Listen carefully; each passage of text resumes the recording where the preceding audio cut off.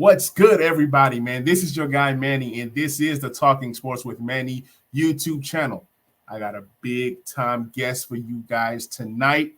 Without further ado, let's bring up my man, the myth, the legend, Lake Lewis Jr., NFL insider, Washington Football Insider, CEO of Sports Journey, and he does so much more. After Practice podcast. Mr. Lake Lewis, man, welcome to the show, my brother. What's going on, man? Good to see you, my friend. Man, I'm excited, man. It's been a long time coming. I remember when I started out as just a podcast, the Back Row Redskins show. You came on. You was like my first or second episode ever. And now, now I've grown to the YouTube channel. I'm doing fantasy, basketball, football, all this other stuff. Still doing Washington. But let me tell you something special about this episode. It's not, I would say this. I have not done a podcast in the last 3 weeks. Really? And I'm breaking my silence. I had to call the big guns. I needed somebody who was close to the situation, somebody who's going to help me get back that fire I had about the Washington football team. So we're going to talk about a few things today. Let's start with the first topic. What is the biggest issue for this team? I mean, right now it's continuity. I mean, they just, through injuries, through, poor play, they haven't had a guy that can, kind of galvanize this team. So it's I think outside of the fact that the continuity is not there across the board, I also think they're devoid of leadership right now. And I don't mean the guy that's going to, yell at people and carry on and stuff like that. I mean, John Allen comes off as a leader, at times, but Terry McLaurin's his play is showing leadership. But I mean that one guy that's kind of like an Alex Smith type, right. A guy that's proven, himself over many years in the league. And, so right now this is a young football team where, they're still trying to, figure out who's lined up to you, to your left, to your right, who can I depend on, who's the person that I know is going to get me out of a bad situation. And that's what I mean by that continuity and leadership. So, until they find that, they're going to have tough struggles, which I anticipate they're going to have for the next several weeks. Absolutely. So I'm gonna ask you this next question. Then I'm gonna grab baby boy. He just woke up. So my next question is: we know the biggest issue with the team. You say leadership, amongst other things, but for me, what I've seen is a really bad offense these last two games. We look at the game versus Kansas City Chiefs. They were one of the worst defenses of all time. Yeah. We scored 13 points. Yeah. 13 points. I mean, what are these guys doing in practice? Practice? You know what I'm saying? Practice? We're talking about the game. And now everybody's talking playoffs? I mean, come on. Like, then the next game versus the Green Bay Packers, 10 points. I mean, listen, they can't run the football. And when you can't run the football, you're one-dimensional. And you have a quarterback that you don't want to have, you don't want him throwing the ball 30, 40 times a game. You just don't. And unfortunately for this team, that's what they've been doing. They've been having to rely on Taylor Heineke a lot. And that's not what you want. I understand Antonio Gibson's banged up. But last time I looked, Jared Patterson, showed flashes in preseason, showed that, even in his brief appearances this year, that he could be a guy that can get a couple touches for you. J.D. McKissick is more of a dual threat type, but he's more of a pass catching back out the backfield, not a guy that you want to be a sledgehammer running in between the tackles consistently. But they just really, to me, seem like they haven't made a significant push to run the ball. They do it in spurts and they do it well. You might have 4 or 5 carries in a row, but then they totally get away from it. They abandon it. And I think, for a team that's struggling, especially a defense that's struggling, the more you can keep that defense off the field, the better. But when you have a defense that's on the field because your offense is 3 and out consistently, that's not faring well for anyone. And that doesn't bode well going forward unless they can find a way to run the ball in between the tackles. I agree. And also, what I've noticed is, with Taylor Heineke, he started off hot. He was a great story. Everybody wanted this guy to be a franchise guy, but I see him as a above average backup. You know what I'm saying? It is what it is. And we've seen the defense play better those last two games, and then now the offense. So the defense and the offense have not been able to get together on the same accord in the same game. It was defense was bad, now defense is better, now the offense is back. Do you think it's time for a quarterback change? No, I wouldn't. I mean, because they are moving the ball, regardless if it's a turnover here or there or a knee before the goal line here or there. They are moving the ball. I mean, think about it. We could bring to light the fact that they didn't score 3 times in the red zone, but we also can mention that they were in the red zone 3 times. So, that means that they are moving the ball. They just can't punch it in. And obviously they have to find a way to increase their red zone efficiency, especially over the last 3 weeks where it's been pretty bad. So I wouldn't say a quarterback change, because at the end of the day, you bring in Kyle Allen or even Ryan Fitzpatrick, they're going to give you the same thing. They're going to give you good plays here. They're going to give you bad plays there, because Washington doesn't have a franchise quarterback on their roster. Even if you put all 3 of those guys together, they wouldn't have a franchise quarterback. And that's the problem for them. They have to find one. Yeah, that's so true. That's so true. And let me ask you this. We looked at the game with the Kansas City game. We didn't go for it on 4th down. We didn't do a lot of different things. We kicked some field goals when we were supposed to be aggressive. And then in the Green Bay game, we don't kick the field goals. And now, so you can't have it both ways. I'm not going to lie. I was pissed off at the amount of field goals that we didn't take in the Green Bay game. Do you think the game would have been different had we kicked those field goals? I mean, in hindsight, you could say it could have. It was a close game for a while. The big play to me, obviously, was the interception coming out of halftime. The tip ball that was caught by a defensive lineman for the Packers. That was kind of the turning point in the game, where it was like Green Bay was like, okay, these guys are trying to play with us. Let's just kind of get them out their misery. But yeah, as far as the field goal kicking, I mean, the first field goal by Chris Blewett was blocked. And then he made a second one right down the middle, which was a nice kick. But again, I'm still a little upset that they let my guy Dustin Hopkins go. And I say that because, I mean, he was an 84% career kicker. That's above average. It really is. That's way above average. For them to make him out, in my opinion, to be the scapegoat of their offensive woes, Dustin Hopkins has nothing to do with that. Now, obviously, he needs to make kicks, and he missed 2, but he was 12 for 14. So it's not like the guy was missing field goals quite a bit, and they weren't game-winning field goals. Obviously, he had the one miss against the Giants that was called back, and then he ended up making the one right after it to win the game in overtime. But some fans are unforgiving. They're like, we actually missed the field goal. No, guy jumped off sides, and by the rules, you do it over. And he made it when it counted. But I just don't know what they're trying to accomplish. It just seems like they don't have an identity of what they want to become. We know the identity was supposed to be the defense, and that's not the case.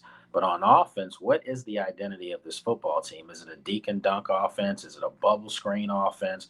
Is it a vertical offense, or is it a running offense? And I think the answer is it's all of the above, and not one thing is done particularly well. So I need to see them do something really well to know that that's kind of where they are before we even find out, or anoint them a certain type of offense.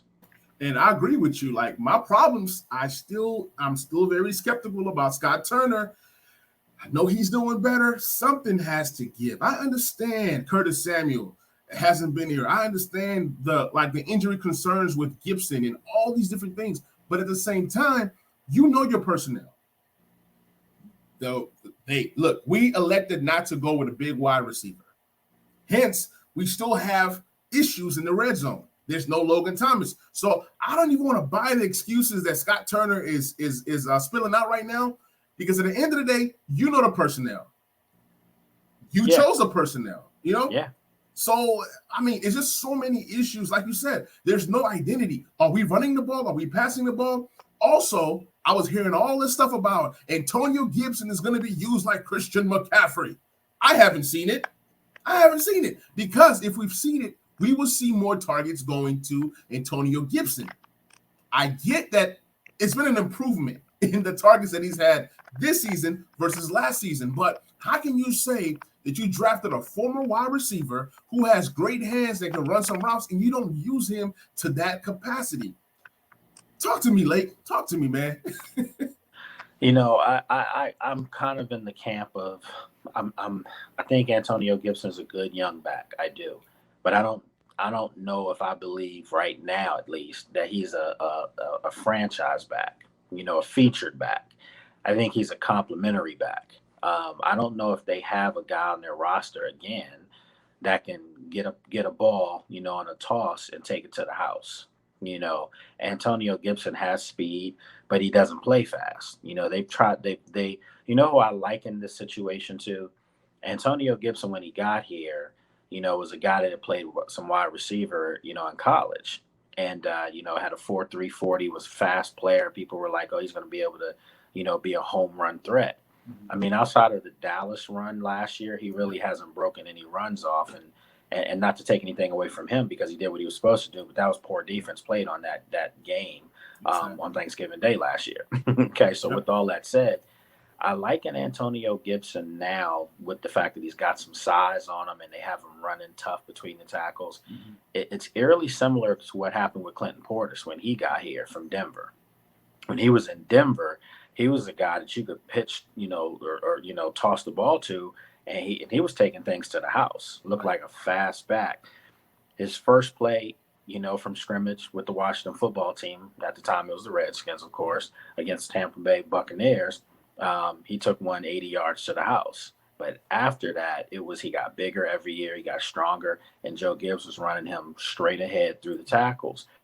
That seems like what they're trying to do with Gibson, and I don't like that at all. Not for him. Yeah. He's a guy that I want to see him take some things to the outside because he's still thinking right now. Yep. And again, that goes back to coaching. What are you doing, Scott Turner, that enhances his skill set on the field? Like, what are you doing for him that puts him in great positions to be successful? If you want a guy that's going to get you 4 or 5 yards, 3 yards here, 3 yards there, 4 yards there, okay, that's fine. But if you're going to try to sell us that he's a home run threat, you're not using him as one. So to me, that goes back to coaching.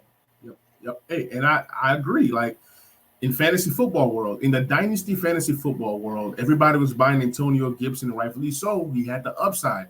But I still feel like Antonio Gibson is a guy that can have some success, kind of like how Alvin Kamara. Outside of this season, Kamara has not had those carries through the middle. You see, if you look through history with Alvin Kamara, it's been more so in the passing game, and then you can mix in the run. He was complementary to Mark Ingram and was still effective. You need a pure running back, a guy that you can give the ball to that's not going to fumble. Antonio Gibson has had issues with fumbling the ball, and that's very concerning. Because he's not a pure back. That's why. I mean, he's a receiver that's been converted, and receivers hold the ball differently. When they get the ball, they sometimes lower because they're in cuts and movement. And now you have this guy running in the trenches against guys that are coming at him. And you can see that's, the teams are targeting him now because they know, not literally targeting to the head, but just targeting, stripping him because they see once you put it down once or twice, teams are like, this guy's a fumbler. Right now, Antonio Gibson's a fumbler. He is. And that's what teams are going to see. I just wish that they used Jared Patterson more. I mean, what do you have to lose at this point? It just seems like, again, these coaches are forcing things that aren't there, and they're trying to make players do things. You talked about the red zone, the play calling in the red zone. I mean, last time I looked, Ricky Seals-Jones used to be a wide receiver in college. Hello. Why not spread him to the outside and throw a ball up if you want to do that? Exactly. Give him a chance, give the offense a chance. And then if you spread him out wide, then you can bring Bates in and have him play the traditional tight end spot. So I would like to see more creativity. There were a couple times in the game, even the announcers, I was told, kept saying that they were seeing things that we could see on the field, but they were seeing like predictable play calling. And my friend told me, he said several times during the game, the announcers were like, the play calling was looking really predictable. If people can see that, you go to every game this year, we can see that from the press box, and you can see it from the television. What are the coaches missing here? Right, right. I mean, it's mind-boggling. Speaking of Antonio Gibson, his health is a concern right now. He has that shin injury. I'm hearing that it's a break. I'm hearing people saying that if he continues to play on it, it's going to crack. Do you think it's time to put this guy on IR? What do you think? I mean, if he can play through it, you let him play if that's what he wants to do. If it's not anything that's going to be detrimental to him long term, or something that would prohibit him from even missing time going into next year, then I would let him play. Because he still can do some things. He still is effective in some ways. But again, if it is a crack in that shin, a fracture in the shin, and you're having him run in between the tackles, that's just poor. Right, That's right. poor play calling. And today they brought in two guys for workouts. I think it was Dante Foreman and Carrion Johnson. Two guys that are versatile. I think by now we know the kind of running backs that Scott Turner likes. You got to be able to run the ball, and you got to be able to be a threat in the passing game. Now, one thing I would say, I will give Scott Turner this credit, which I don't give him much credit, but I will give him this credit here to where we have three running backs on the field or on the roster that can do multiple things. So when they come in, you don't know if it's a pass or run. I like that. But to your former point, we need a true, pure running back, which I believe we have in Jaret Patterson. You can talk about his size, but let's see what we have in him to see if we need to go ahead and bring that complimentary guy come next year, even if it's a guy like Marlon Mack. That is a free agent. I don't see us trading for him, but he's a guy that you can grab for free next year and build up this running back room. What are your thoughts? Yeah, I mean, I think they need to see what they have in Jaret Patterson. I mean, you kept him on the roster. You got rid of Peyton Barber, who seems like he's okay in Oakland. Well, not Oakland, but Vegas. You got rid of Lamar Miller. You got rid of some guys that were veterans that at this point right now probably could help you if you're not going to play the rookie. Right. But since you took the rookie, you kept the rookie over those veterans, which we all agreed was a good move on their part, a bold move. Use them. Don't just let them squander away. Put them to use. Right. Carrion Johnson, who they brought in for trial today, he's a guy that was highly, highly rated coming out of Auburn, and was a guy that some people were, comparing kind of like to, a newer modern version of Le'Veon Bell. Right. And, it didn't work out for him in Detroit. Obviously, they found DeAndre Swift, from Georgia up in Detroit. And then, of course, Adrian Peterson, was there as well. So, they kind of took into Carrion Johnson's development. But maybe, you can catch lightning in a bottle and he could become the back that a lot of people thought he was capable of 2 years coming out of college. Right. And if Washington's lucky enough to get that with this guy, you might have yourself a guy that could be a featured back. That's how talented he is. Yeah, I mean, I agree, because with running backs, sometimes it takes them some time. People think, oh, you just get the guys, you put them in there, and it's right system, right situation. Maybe a change of scenery does Carrion Johnson well. Sure. You look at a guy like Alex Collins. Alex Collins has bounced around. The guy was out the league in 2019. Now he's back, and he's a vital part of that offense for Seattle. So, I mean, I've seen a lot of fans today talk up Carrion Johnson. So maybe that's a guy that we go ahead and bring in, and then it works out, and he's still fairly young. I think that can be a good pickup for us. We're going to spend a little bit of time on Curtis Samuel. Curtis Samuel, before he got here, we were all excited. And the injury concerns, I mean, the guy is just not healthy. And now he's being compared to Paul Richardson. And I'm like, oh, no. That's bad. So talk to me about Curtis Samuel. And is there really a plan? Is there a timeline? Could he be shut down? He could be. And I think the team needs to, that's something they're going to have to really consider, and do. I think they want to, I think they'll shut them down if they completely feel like they're out of any kind of playoff opportunity. I mean, as of today, they're like a game and a half out of the final wild card. Right. But, to me, any kind of talk of wild card or playoffs or whatever, that's wishful thinking. I mean, This is not a playoff football team. At all. And for them, in order for them to be one, I mean, to put this in perspective, because of the other teams in the NFC outside of the NFC East, we know that's Dallas's division this year. It's their division. Let's not fool ourselves. Right.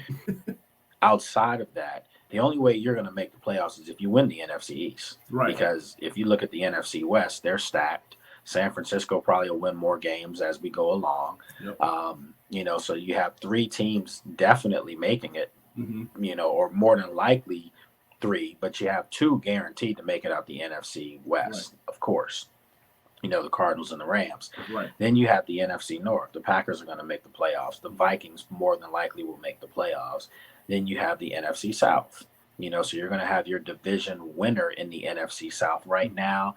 We all know who that's going to be. That's a no-brainer. That's the Buccaneers. But are they going to get one more team out of there? Is New Orleans capable? New Orleans has a tiebreaker over Washington. Yeah. So, you got to put all these things to light. And, you think about the fact that the Falcons 3-3 right now. That's a good win for Washington over Atlanta if it came down to something like that. But there shouldn't be any talk about, the playoffs and things like that. They've got to develop some guys because right now it looks as if over the last 2 years, they perhaps may have missed on some players. And, especially the free agency route. You gave a lot of money to William Jackson. He hasn't really lived up to that money this year. I'm not saying it's all hope is lost because they're asking him again to do something that he didn't do in Cincinnati, and that's play some zone coverage. Right. He never did that in Cincinnati. He was a man-to-man, bump and run coverage type guy. So they're kind of getting him to that now, which is a good thing for him. But he's been dealing with some injuries as well. Kendall Fuller has not played well. They brought him in last year. So you think about it. You keep some of your older guys, older veterans, but you let a guy like Ronald Darby walk. You let Jimmy Moreland, you released Jimmy Moreland for God's sakes. And Jimmy Moreland was probably one of the better slot cover guys last year. Had was ranked number 4 by, Pro Football Focus as far as, slot cover guys, as far as balls that he defended and things of that nature, but they decided to let him go. Right. And now you're struggling in those positions. So it's almost like from a talent evaluation standpoint, it's a lot to be desired. Cosme looks good, so that looks like a nice solid pick for them right now. But you go back to some of the moves that have been made over the past several years, and I can say this right now. Cam Newton's still out there. I mean, you had some success with him. You see that your quarterback plays a little shoddy, and again, Taylor can do some things, but he's a turnover machine. He flat out is. He's a turnover machine. So, are you going to develop him? And what are you developing him for? If you're telling us right now that you're developing him to be a guy that can compete for the starting job next year with whoever you draft or another free agent you sign, then say it, But if he's just a stopgap right now for this year and you're going to go in different directions next year, then I would say go out and get the old man and bring him in here and bring Cam in here if that's the case. Yeah, I'm not a Cam fan, but you make a lot of sense. With Taylor, like, why is he here? What is his purpose? You know what I'm saying? And like you said, if he's just here to be a stopgap, I mean, there are plenty of those. His contract isn't much, So are you grooming him to be a third quarterback, a second quarterback? Maybe he's a guy that has some kind of trade value if he continues to develop to be average, a little bit above average. I call him an above average backup. I mean, I think he's a backup. He's a backup. And let's say somebody goes down for 2 or 3 games. You're confident that he can come in and possibly help you get a win or 2. I'm not expecting him to do a lot. We see that the arm talent is not there. The arm strength is not there. A lot of the passes are accurate, but they're also late. When they're not late and when they're inaccurate, you have Terry McLaurin jumping to the moon to make some of these catches or dive into the grass. You're going to get him killed. You're going to get Terry McLaurin killed doing that stuff, man. At times, everything he throws seems like all Heineke's misses sail high. Yep. And that's just overcompensating, for lack of arm strength to throw it. If he winds up, he can throw the ball out there. I've seen him do it, but again, his anticipation is below average. It is. And this isn't to knock him because I think when he runs and he's more in a freelance mode, that's when he's dangerous. That's when he's at his best.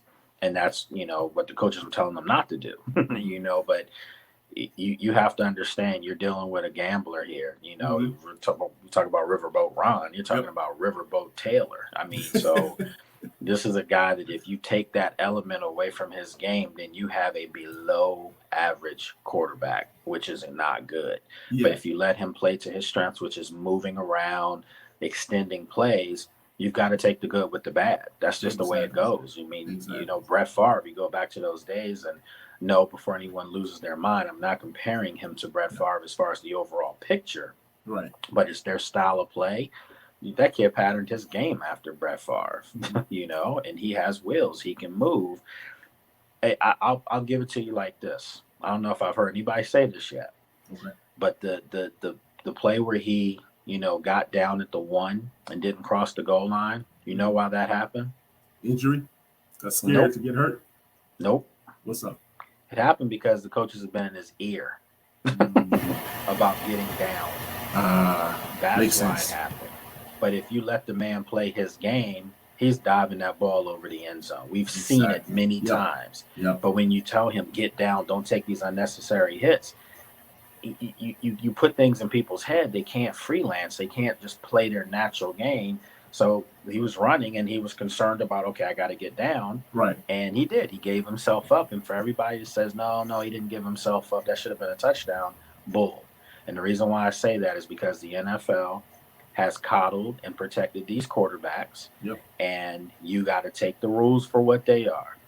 Since they say, these quarterbacks give themselves up so they don't take hits, that's what he did. Yep. Hey, and you know what? I have to retract my statement. I made a statement today, and I said, I'm still laughing at the Taylor Heineke Lambeau leap. He thought he scored, and he went up there, did the Lambeau leap, and I'm like, he had more effort. Never done that regardless. He had more effort on the Lambeau leap than he did the dive. You know what I'm saying? So I just thought it was inappropriate, and that's not your thing. Exactly. That's not what this team does. That's not what away teams do. That's Green Bay's thing. That's theirs. Exactly. Lambeau leap. And to me, that was a moment where for a couple of seconds, he got caught up in being a fan and not a player. How many quarterbacks have you ever seen run into a Lambeau leap from the opposing team? That's true. That's true. He grew up a Packers fan, so that fandom kind of kicked in real quick. And he should have just handed the ball over to the referee. And I don't know, maybe because he did the Lambeau leak, they went back and looked at that play. maybe. I mean, that was real disrespectful. That's some of the most disrespectful things that you can do in sports. This is tied with T.O. standing over the star or dancing on the star and doing crazy stuff like that. So Washington has had a lot of bad luck, okay? To list a few, Kansas City this weekend was terrible. We don't get Kansas City this weekend, okay? Patrick Mahomes, I think he leads the NFL in interceptions, something crazy, some kind of crazy stuff. Why didn't we get this Patrick Mahomes? We almost did, but we didn't get the full bad Mahomes this weekend, okay? Well, on top of that, defense was bad. Defense is bad. I mean, you can't. I mean, every quarterback. Think of this. There's only been one team that hasn't scored opening drive all year to start a game. You look at every quarterback that's played against this team, they've looked really good, looked really comfortable in the pocket. Jameis Winston looked pretty good. Exactly. Daniel Jones looked great, and even had a touchdown called back that he ran for 60 yards. It's just that this defense they're in think mode. They're not in reaction and play and go get it mode. And I will say this, the Green Bay game was probably the best I've seen the defense all year. They did get after it. But if we're selling brownie points here and we're selling moral victories, they still stink. They're still the 32nd ranked defense in the league. Yep.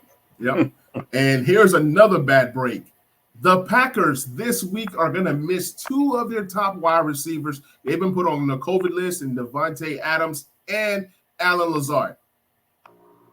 And then to make things worse, Jerry Jeudy returns. He's eligible. He's healthy. He's good to go this week versus the Washington football team come week 8. So I'm like, The defense is bad. The defense is terrible. But at the same time, some of these lucky breaks we're not getting. Like, we need these lucky breaks when this defense is so bad. Like, normally you won't want these. I mean, I don't wish injuries or COVID on anybody, but I mean, come on. You know what I'm saying? Like, the amount of things, even if you go through the games that we've played each week, like the next week, something happened to the Giants team to where they didn't have a lot of their guys. But when they play us, when every team plays us, they have a full complement of weapons. Everybody's ready. When we play other teams, we have Curtis Samuel, who hasn't played. We have Humphreys, who's been up and down. We have Gibson, who's dealing with injuries and this and that. And Heineke's good and he's bad. All these things are happening to us. And it's just, I don't know. It's a team cursed, man. Look, I've been a fan since 99, like I told you on the last episode that we did together. And I have not seen a lot of playoffs. I've not seen a lot of talent being developed. I've not seen a sense of urgency from the team. I've not even seen a plan. I don't know what's going on. We talk about Ron's plan. I do not know what Ron's plan is. We talk about quarterbacks, right? He said he's not something about the quarterback class coming in. They're not too high on those guys. It seems like we're not going after Deshaun Watson. Aaron Rodgers, why would he want to come here? So what is the plan for the quarterback position moving forward? Because I'm about to lose my mind. Well, I just hope that they don't think that they can win, at a high clip with what they have. And he did. He believed that you could get Fitzpatrick in here and he's a veteran and he could give you some things like Alex Smith. The difference is that Alex Smith won everywhere he was. He won in San Francisco, he won in Kansas City, and he was winning here before the injury. Mm-hmm. Ryan Fitzpatrick's a career backup. Yep. I mean, let's call it like it is. So you're telling me that you're trying to compare those two guys because, they played kind of like the same time frame, the amount of years. Right. It's totally different, mm-hmm. Totally different. And that showed a little bit of arrogance in Ron Rivera. Mm-hmm. And that's something I think people need to really understand. He really felt that he could come in here and do some things. And then to backtrack that and tell us a couple of weeks ago, the worst thing that probably happened was them winning the division. You're the one that was going for 2 against the Giants last year. Right. You're the ones that wasn't sitting players who were injured because you really felt like you could steal the division. Don't come back a year later and say that that's the worst thing that could have happened. No, what that means is now is you got to earn your check. You got to coach. You got to get guys up to par, and it's not being done right now. Mm-hmm. So, I take offense to that. I actually do. As a media person that covers a team, we don't like being placated. Mm-hmm. We don't like when the coaches know that we're on to them, like we're sniffing it out a little bit. Right. And then they start saying things like that, or like, Landon Collins, the in the box quote, or, downhill player. You mean linebacker. Right. We're not dumb. I mean, we know what's going on here. So, and I think the fans do too. This is a fan base that's loyal, that's smart, intelligent, seen it all. You can't pull the wool over any Washington football team fan because they've seen it all. Yeah. They've seen a Hall of Fame coach and they've seen putrid coaches. Ron Rivera's not either one. Mm-hmm. He's right there in the middle. Yeah. He's had some success in Carolina, but he didn't have like sustained overall success there.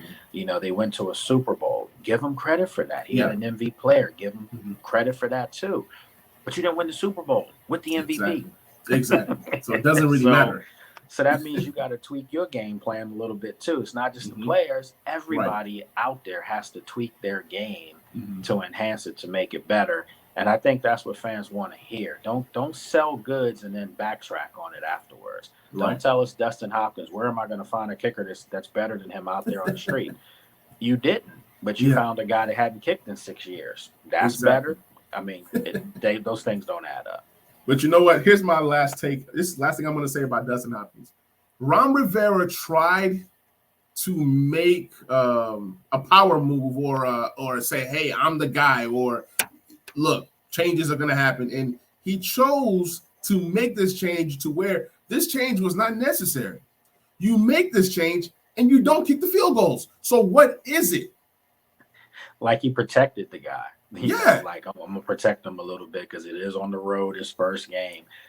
Well, you signed him. You telling me you couldn't make a move? The guy was on the practice squad. You telling me you couldn't make a move at the bye, which is after this Sunday's game? That's the Exactly. logical move. And then you have a Yep. home game, Yep. for his first game. But no, you take him up to Lambeau in his Mhm. first game. It's just some of these moves just don't. I don't know. They just don't make sense. And this is coming from a staff that supposedly is one of those thinking man staffs. Exactly. I don't feel like they're thinking. I just don't. And Hey, they got to do something better. hey, like, you know how I see it, man? When it comes to signing people, I think that Ron Rivera is real cocky and arrogant because he would like to get anybody and say, hey, they fit into my system. Yes, you hit on guys like Logan Thomas and McKissick. I give you credit for that, but it's not going to work every single time. It seems like this team loves to shop at the Dollar General. They love to save money and go to the clearance aisle when you need to be spending the money or evaluating better. Something's not adding up. Hey, listen, that analogy was excellent. And I'm going to add on to it. You are what you eat. Hello. So if you walking down the cheap aisle, you're gonna get cheap results. But if you walking down the expensive aisle, getting the fruits and veggies and grains and the whole wheat, all the stuff you need, you're gonna see it. Exactly. And I agree with you on that. It's almost like they like to show people I did this. I'm the one that did that. We don't have time for all that, man. Win some games and then take credit for that. Man. We are, because it's like, look, if you're gonna, it's like you can't have both. It's either we developing players or we bringing in top tier free agents to go ahead and win. I don't know what we're doing. Are we developing? Are we winning? We're stuck in between. We need a plan. It needs to be a sense of urgency. Like, Ron Rivera should not be feeling like his job is just safe. Look, I know he's doing some good things. I know he said it's going to be a 5-year plan. We don't got time for all that. If it's a 5-year plan, then how come we didn't address the quarterback issue right away? How many years does it take to develop a young quarterback? So being cocky. I mean, listen, and again, not to stir the pot, but when you think about it, it seems like anyone that had a potential effect in the locker room, whether it be good or bad, just somebody that had a voice or could get young guys to be in awe of them a little bit. They got out there. They're out of there. I mean, they got rid of AP. No reason under the sun for that to have happened. Yep. Ultimate teammate. Guys loved him. He was cheap, as far as what they were paying him, and they got rid of him. You telling me he couldn't be the guy to groom your young backs and let them see how it's done by a true Hall of Famer? You get him out of here. Obviously, you get rid of Haskins, Alex Smith's not here, he still feel like he could play football, believe it or not, after a full year of off season and stuff, but now they got rid of him too. Right. It just seems like anyone that could have a voice, they moved you. They moved Morgan Moses, your boy. Huh? Your boy, Morgan Moses. Yeah, Morgan, that's my dude. They sent him out of here. Why? I mean, I get it. Cosme, you draft him, but I mean, shoot, you want depth at that spot. Let him groom him and then do it maybe a year from now. But you just do it so subtly. And I know how that went down. I didn't like it. Yeah. So outside of that, you think about it. Go back to the Carolina days. Steve Smith moved him. Yep. I've seen this picture before, and you're right. I do think there's a little bit of arrogance in this, as far as I can do this. This is about me. Yep. And these are the results you're getting. This didn't work in Carolina down the stretch, and they got rid of you. And you see what's happening in Carolina quickly, So I know they lost this weekend and pretty bad, and Darnold's struggling. Their quarterbacks are struggling, but they're still a team that, is fluid. They're doing some things. Right. So again, I just think this. You don't go backwards. This team was 7-9 last year. They inherited a tougher schedule, of course. Right. But your players should be a year more ready. And it looks like they're going the opposite direction. Chase Young just didn't look anything like himself from last year, where he had people fearing him on the defense. Montez Sweat is getting his sacks, but I just don't see those guys being the terror duo that I thought that they were going to be. The terror twins. That's what they should be called, but they're not doing that to anybody. Right. And it's mind-boggling what's going on. Like, you would think that players come in better. That's coaching. That's coaching. If the players are not coming in more prepared, no matter how much talent they have, every player is coachable. Every player is coachable. It's up to the coaches to put these players in the positions to win. You talked about it earlier. You have players that do certain things, like Heineke. He runs. But then you don't want him to run. You bring in William Jackson III, who's a press man corner. You draft Benjamin St-Juste, press man corner, but then you got these guys playing zone. So what are you doing? The arrogance is so annoying because you have players, but you're not using them to their strengths. So it's like, what are you doing? Like what's the point of your philosophy? It's not working. It's not working. Well, you have a guy like Landon Collins. Now you're using him as a linebacker. It's like, I mean, what is going on? Yeah, it comes off as my way works, and everybody has to follow suit. That can work for a couple people. If you have a Super Bowl ring on your finger, you probably can get away with that. But getting to the Super Bowl and losing, no, that doesn't cut it. And again, like I'm saying, it just says that your way can be, can be enhanced as well. Exactly. Before you start saying, I need guys doing things the right way. We're trying to show them how to do things the right way. Right. Your right way got you fired in your last job. Exactly. So that's not the right way. So if you take some of the elements of the things you've had success with as a player with the Bears, as a coach with the Panthers, where you did win some games, got to the Super Bowl, take those elements and put it all together. But don't think that your way is fail-proof, because we're seeing the proof in the pudding right now, right in front of us. Right. Hey, Lake, you are a Lakers fan, right? No. Okay. All right. My bad. Well, I'll make this analogy real quick. It's like Russell Westbrook right now when he's on the Lakers, and Frank Vogel, he's trying to figure out how to make this guy work because he wants to win another championship. You cannot bring in a guy like Russell Westbrook and you have him shooting threes. You can't. That's not what he does. You have to use he's a ball-dominant player. You already player. Have that in LeBron, who needs the ball. So, that's going to be something they're figuring out. But, Westbrook is starting to get his triple-doubles again. He plays hard.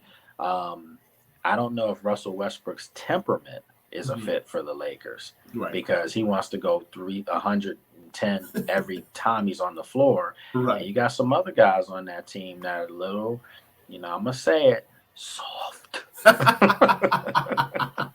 Hey, but you know what, though? That's why they bring back Rondo. You bring back Dwight to kind of get some edge, because these guys are old.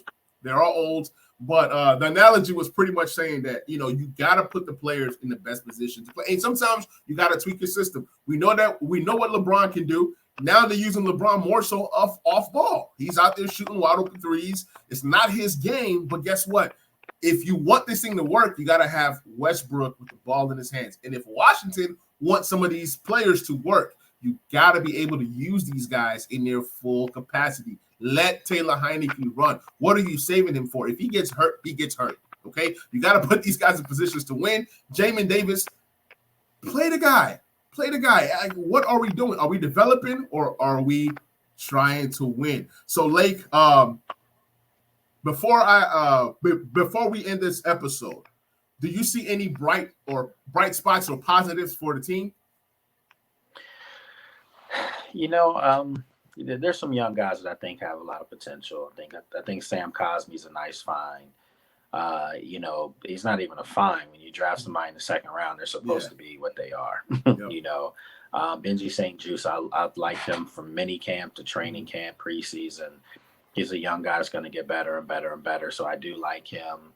I think Jamin Davis is an athlete. He's fast. He's smooth. He can move his hips, but I just think they have to put him in a role where it gives him some confidence. If he can blitz some guys and come up the middle and make a couple plays, it'll give that guy a world of confidence, because right now he's wondering if he belongs at this point, and they're not doing him any favors by 13 snaps and then the next week 40-something. I mean, that's inconsistent. Right. What's the median there? So, true. I think they've got some things. I think Taylor Heineke has been a surprise. I think he's played okay to prove that he belongs on an NFL field. He does, because that was the big question mark. Was that a flash in the pan against the Bucs? No, he's proven that he can play in this league. I just don't know if he's the guy that you want to be your frontline starter. I think he's definitely a backup, and I'd like to see him be a backup here next year if they're able to go out and get someone to upgrade or enhance that position. So there's some positives out there for sure, but overall, you just don't want to have this thing spiral totally out of control, because it starts to play with the psyche of young players where they actually start to accept the losing. And last year they didn't. They were right out of college, fresh out of winning programs. They wanted to win and compete. And now it just looks like it's the woe is me. A play's made in the middle of the field. Guys looking at each other like, here we go again. So hopefully against Denver, that's a winnable football game. It's a game that you have to win if you want to have any hope for anything. And if you lose to Denver, then it's time to fold it up and start playing some other guys and see what you have. I agree. I totally agree. Lake, thank you so much for coming on the show. You came on the show and you helped me to break my silence, because I'm telling you, I was contemplating, man, I might just shut this podcast thing down for a while, and then bring it back up next season. I mean, it's just so hard being a fan and then trying to cover the team. So I don't know how you do it. I mean, I commend the media guys that are actually fans and actually cover the team, because I'm telling you, I can't do your job. Like, I would leave. They'll be looking for me like, hey, I would leave, and it's just it's hard. I mean, we want to cover a winner. I want to cover a team. That when I first started doing this, going from the broadcast side of it strictly to reporting. I covered the Ravens, and I saw what it was like to have a Super Bowl team, because they won the Super Bowl the next year. Nice. And I mean, they were knocking heads, man. It was firecrackers, fireworks going off on normal practices. It was never a dull moment, because they got after it in pads. And you can kind of see it translate on the field. That's a physical football team, and that's their identity. It's never wavered. Since they existed, they decided they were going to be a blue collar, for that type of town, tough town, small town, small city, and they have embraced it, and that's what they do. But what's it like here? So yeah, I agree. It is tough, but we're professionals, and you have to separate fandom and work and all that stuff from each other. Absolutely. So, Lake, tell the people where they can find you. This is your opportunity to plug everything that you got going on. You can find me on social media, first and foremost, on Twitter at Lake Lewis, Instagram, Facebook at Lake Lewis Jr. And of course, my podcast is the After Practice Podcast with Lake Lewis. It's on pretty much all the major podcast carriers: Apple, Spotify, iHeartRadio, Amazon. I mean, it's on there. And then, of course, you can watch it on YouTube and on sportsjourney.com, where we have other great work covering some of the other teams, not just locally, but, some articles and things written about teams from around the country. So we've got some great talent there. So, yeah, try to stay as busy as possible, keep doing this stuff. I love it. And, I mean, after we connected last year, I got to meet a lot of your guys, Duchenne, we were in a group together, and I didn't even know he was working with you, and Karita Parks, and I've met a lot of your guys, and we've collabed and had a good time. So I'm really proud of what you're doing. It's really awesome, really, really, really good work. So we appreciate you, Lake. We appreciate the Washington fans. We appreciate all that you do for us and the fan base. Thank you so much for coming on the show. I definitely appreciate that. Absolutely. Yeah, so guys. As I always say, you guys don't have to tell me that. I mean, I appreciate the love. Trust me, absolutely. I do. I really do. But, I'm for the fans first. I've always been that way, and I'm going to continue to be that way. Hopefully I can be a voice for the fans in that room, if there isn't one. So that's my thing. And that's what makes you the best. Guys, this is Lake Lewis, the man, the myth, the legend, NFL insider, Washington football insider. Thank you so much for coming on the show. If you guys are new to the channel, please like, please subscribe, and please share. And I will catch you guys on the next episode. We're out. Peace.